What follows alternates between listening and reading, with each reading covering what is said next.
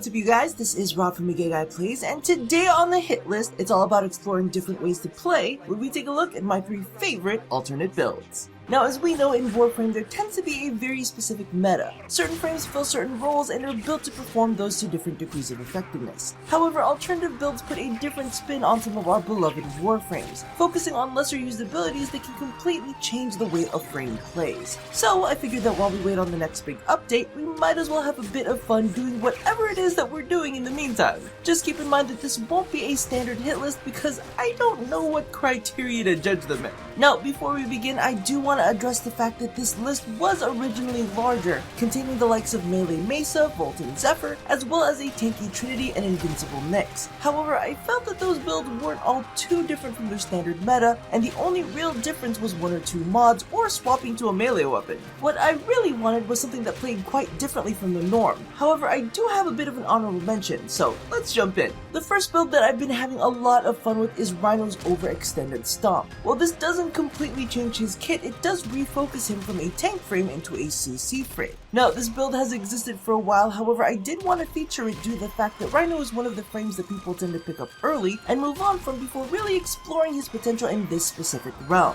While all of the power strength kids are crying inside, this variation does extremely well when you need to defend objectives. Combined with the Arcane Energize and the Vazaran Focus, you'll have enough gas in your tank to keep everything at bay. And if you're not highly attached to your Kavat or Kubro like I am, I'd suggest pairing this with a Jin or the Doriga for an added layer of defense. Next up is a build that I absolutely adore. Equinox Peaceful Provocation build literally tells Bane to fuck off and rest to go kick rocks. This setup turns her Night form into a debuffing machine, emitting an aura that both slows enemies and reduces their damage output the closer they get to you. Of course, Peaceful Provocation does require you to take a little damage in order to trigger its slowing effect. However, with this build you'll have a 74% slow across the whole aura and a 73% damage reduction in Pacify's innermost circle. If you want more details on the mechanics, click on the build and it'll take you to the Syndicate snapshot. Now clearly this is massive. It reduces most enemies into slow weak babies, especially when they hit the innermost circle. However, the trouble is safely getting them into your sweet spot. Because of the fact that Pacify doesn't toggle off Energy Siphon, you can combine this with the Naramon Focus and slide in all stealthily.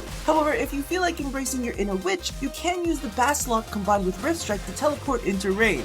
Toss on a Doriga and the whole black magic feeling is complete.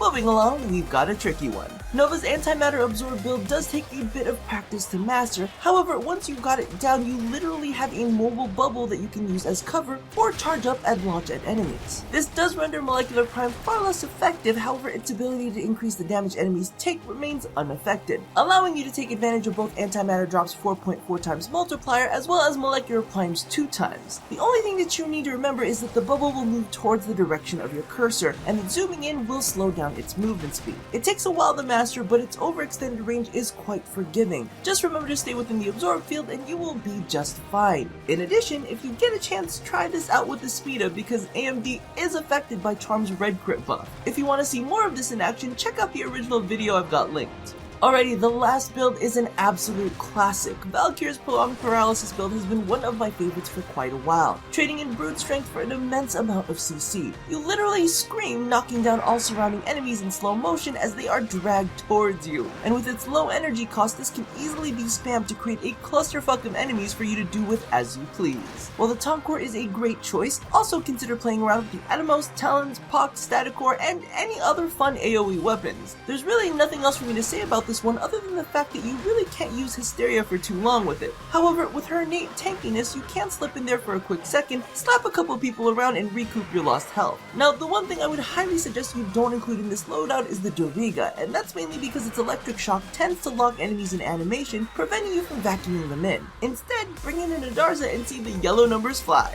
So that about wraps up my installment of the hit list. These are just the standout of my favorite alternative builds. If you've got anything weird and odd that you think people would have fun playing, toss it in the comments below. Because let's face it, while the meta exists to make things easy for us, with enough practice and a good knowledge of mechanics, we can get all kinds of creative with the way we get down and dirty. So thank you all for watching another episode of The Hit List. If you haven't already caught it, check out my previous episode on my top 5 status weapons, as well as my builds playlist, which I invite you to dig through to find something to spice up your gameplay. Now, don't forget to do all the things that I asked you to do at the end of every one of these, and as always, while missionary gets the job done, that doesn't mean that reverse cowboy isn't also a feasible option, especially here at A Gay Guy Plays. And I hate to sound like a broken record player, but today is the last day to pick up your graphic tees. So if you're interested, be sure to stop over at teespring.com/agayGuyPlays because they will be gone very, very soon. And once you get them, be sure to send me a couple selfies over at twitter.com/agayGuyPlays. You gotta give it up for unified branding.